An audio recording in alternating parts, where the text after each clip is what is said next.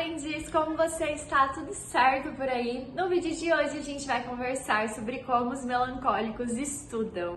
E aí, você está preparado? Eu sei que a grande maioria das pessoas que me seguem lá no Insta, das pessoas que estão por aqui no YouTube, mentira, acho que das pessoas que estão aqui no YouTube, eu tenho encontrado mais coléricos do que melancólicos. Olha que coisa interessante, né? Sempre falam que as redes sociais, elas têm perfis de consumos diferentes e, de fato, lá no Instagram eu tenho muito, a grande maioria são melancólicos, depois sanguíneos, depois coléricos e, por último, os fleumáticos. Colérico e fleumático tá meio pau a pau ali.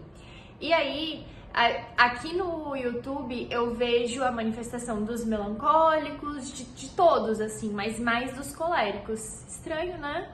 Mas faz sentido talvez, porque os coléricos eles são mais da execução, então eles gostam de um vídeo no YouTube que já vai explicar tudo e eles vão lá e executam, pode ser isso.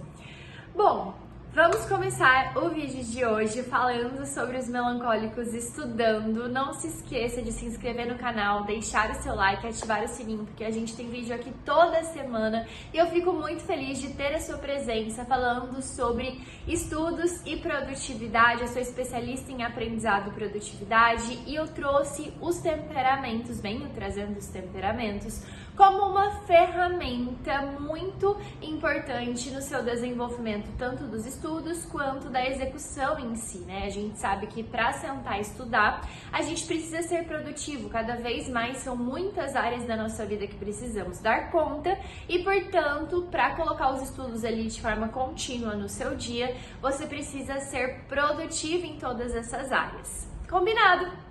Então vamos lá, vamos falar sobre os melancólicos estudando. O melancólico, ele estuda porque ele precisa cumprir o que precisa ser feito. Então, o melancólico é aquela pessoa que entendeu que é importante estudar, até porque ele precisa construir uma nova habilidade. Isso ele ainda não consegue exatamente entender, porque o melancólico, ele de fato é muito bom. Eu falo que eles são brilhantes, não existem pessoas como os melancólicos. Mas ele não gosta de lidar com a sensação de que ele não é bom em alguma coisa. E o estudo nada mais é do que essa primeira constatação de que você é incompetente, que você não tem certa habilidade, para depois você, através dos estudos, construir essa competência e essa habilidade, certo? Então isso incomoda um pouco o melancólico, mas uma vez que ele entende a importância dos estudos e tem um método de estudo certinho ali, estruturado, para ele seguir fazendo e executando todos os dias, ele se sente seguro. Essa segurança é muito importante e aí ele vai pra frente, ele desenrola os estudos. Enquanto ele não tem um método estruturado, perfeitinho, que ele sabe que cada passinho que tem ali de fato funciona, ele vai se sentir bem agoniado, vai acabar procrastinando os estudos, ok? É claro que os melancólicos, eles têm a qualidade do frio e, portanto, a introspecção é natural para eles. Eles têm muita facilidade em pensar, em levar um assunto para dentro e ficar ali mastigando aquele assunto, dialogando na própria mente. Isso é muito natural para o melancólico, essa introspecção. Agora, se o emocional, que daí a gente vai para a qualidade seca, se o emocional não atrapalhar esses estudos, ou seja, dizendo para ele, olha, você não é bom nisso, você ainda não tem um método de estudos, você não consegue começar, você não está tendo resultados, se ele não ficar ali se auto-julgando o tempo todo e sentar e de fato estudar da forma que dá, isso dá até uma dor no coração do melancólico, mas a verdade é essa. Ele precisa sentar para estudar da forma que dá, da melhor forma para aquele dia, antes feito do que perfeito. Ele precisa trabalhar esses conceitos de construção. No início o estudo vai ser extremamente desconfortável, mas ele vai pegar o jeito à medida que ele tá ali todos os dias. Isso é muito importante para que eles se lembrem. E aí, é claro que ele se torna um ótimo estudante, porque a rigidez e a profundidade do seco fazem com que ele tenha facilidade de desenvolver raciocínio e de sempre se aprofundar mesmo, né? Diferente do sanguíneo, que é o contrário do melancólico, que fica sempre na superficialidade, o melancólico vai se aprofundar naquele conteúdo, vai querer saber mais, ele vai estimular a sua curiosidade, além de ser um ótimo analista, cuidadoso, responsável, que são qualidades importantes para quem estuda. Beleza? E aí, obviamente, o autodomínio necessário ao melancólico para que ele estude mais é o perfeccionismo. É o que eu falei, ele não pode sentar para estudar achando que vai ser perfeito da primeira vez. Ele precisa aprender a construir essa perfeição. Perfeito só Deus. Coloca essa ideia na sua cabeça. Perfeito só Deus. Você está construindo e se dando o seu melhor todos os dias. Esse precisa ser o seu foco. Combinado? Então vamos lá. Arrumação do ambiente e planejamento. Esses são dois pontos essenciais para o melancólico. São coisas que eu não falei nos vídeos dos outros temperamentos, mas para o melancólico ele sempre vai me perguntar: Mari, eu perco muito tempo me organizando o ambiente, fazendo planejamento. Será que eu deveria ser mais rápido nisso? E a resposta é não.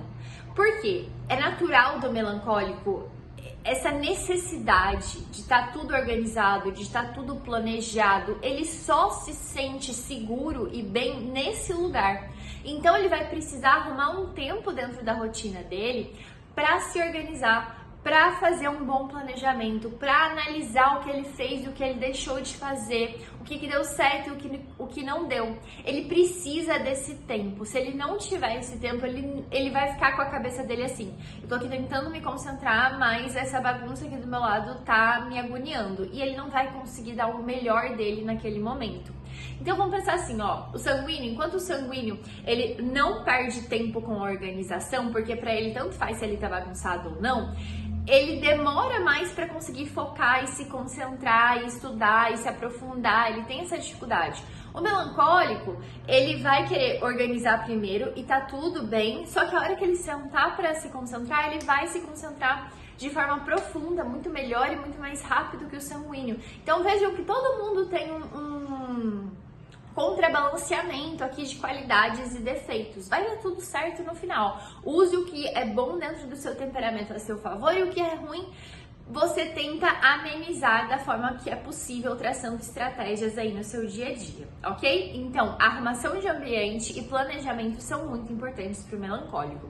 E aí a gente começa seguindo o método de estudos Vodar pelo momento da visita. A visita é aquele momento em que você delimita o que será estudado naquele bloco de estudos. Para o melancólico, o ímpeto quando ele senta para estudar é querer procrastinar, porque ele precisa lidar com vários sentimentos de incompetência. E aí a ansiedade bate, ele quer fugir daquele momento, vai começar a mexer no celular, fazer qualquer outra coisa. Só que ele precisa ter gatilhos dentro da rotina que sejam muito racionais e claros para que ele sente para estudar. Por exemplo, marcar horário. Então, ele tem um horário e isso é importante, isso é um valor importante para o melancólico. Ele sabe que 8 horas da manhã ele vai estar sentado estudando, faça chuva ou faça sol. E aí ele pega as distrações, deixa bem longe dele, ambiente organizado, e ele vai estar sentado estudando, ok? A visita para o melancólico, ela precisa ser bem rápida porque ele não tem grandes dificuldades de delimitação de conteúdo. Ele só precisa de uma certa estrutura do que será estudado, isso é uma segurança para ele, e depois ele parte para o estudo em si. E aí, no nosso objeto de estudos, ele não tem dificuldade de compreender devido a essa introspecção e da mesma forma a profundidade do seco, né, a introspecção do frio e a profundidade do seco, mas ele acha que ele tem muita dificuldade de compreender, ele sempre vai estar se questionando enquanto ele está estudando, pensando assim: ai, será que isso está certo? Será que eu consigo desenvolver um bom raciocínio sobre esse assunto? Será que eu não estou anotando errado? Será que eu estou entendendo certo? Tudo vai ser uma questão na cabeça dele. E o negócio, a ideia aqui é ele passar pra frente, é ele passar por cima desses pensamentos negativos. Porque eu posso te garantir, ele está compreendendo o conteúdo, ele está conseguindo se aprofundar, ele está conseguindo ficar focado. E aí ele precisa vencer essas pequenas resistências que ele vai encontrar no caminho. O melancólico é um dos únicos temperamentos, junto com o fleumático, claro, mas é o melhor temperamento para desenvolver raciocínio de forma mental. O mental dele é muito forte, ele desenha muito claramente as coisas na cabeça dele. Então, o desenvolvimento de raciocínio mental dele é poderoso, por mais que ele não acredita, é poderoso. Ele consegue mentalmente desenvolver um mega raciocínio, tanto que normalmente as pessoas melancólicas são muito boas em matemática, área de exatas ali, porque é natural deles, tá? Eles são mais analistas, eles conseguem estruturar de forma fácil na mente dele, diferente dos sanguíneos, mais uma vez fazendo esse comparativo entre os opostos. E aí a gente tem o desenvolvimento de raciocínio mental, anotações para o melancólico, ele é o único que eu vou te falar assim, não existe um melhor tipo, um tipo ideal de anotação para o melancólico, não existe. Por quê? Porque ele é bom. Está escutando, senhor melancólico? Você é bom, você é excelente, você é brilhante. Então ele vai sentir, se ele soubesse escutar e ouvir a própria intuição, ele vai olhar para o conteúdo e vai falar assim, isso aqui seria melhor organizado numa tabela, isso aqui eu vou precisar digitar, isso aqui eu vou precisar fazer escrito. Ele precisa aprender a ouvir a sua intuição. Ele vai olhar para o conteúdo e ele vai descobrir qual que é a melhor forma de organizar aquele conteúdo no papel. Ok? A aplicação, aqui a gente tem um medo, né? A aplicação para o melancólico é algo que dói, porque ele vai ter que colocar na prática aquilo que ele aprendeu só na teoria, e ali a gente tem a prova dos 9, é algo que o melancólico vai ter dificuldade de lidar. Porém, ele precisa aprender a estabelecer metas materiais, no sentido de, por exemplo, eu vou acabar esse livro e aí eu vou aplicar esse conteúdo. Entendeu? Metas materiais. Eu vou chegar nessa tal página e vou aplicar essa prática. Eu vou ter essa prática, essa experiência com relação a esse conteúdo. Essas metas materiais em que ele chega num lugar e ele precisa executar, ele precisa colocar em prática. Ou talvez eu tenho 2 horas para estudar hoje. Vai ser 1 hora de teoria, 1 hora de aplicação. Por exemplo, quem faz questões, faz provas, né? 1 hora de teoria, 1 hora de aplicação, 50-50%. Ok? E por fim, as revisões. Eles são muito bons em fazer revisões, em organizar revisões.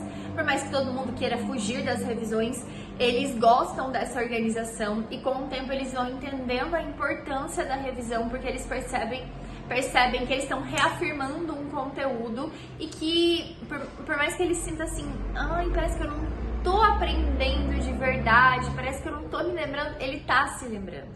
E o subconsciente dele tá falando, não, você tá se lembrando, fica tranquilo, vai fundo, tá?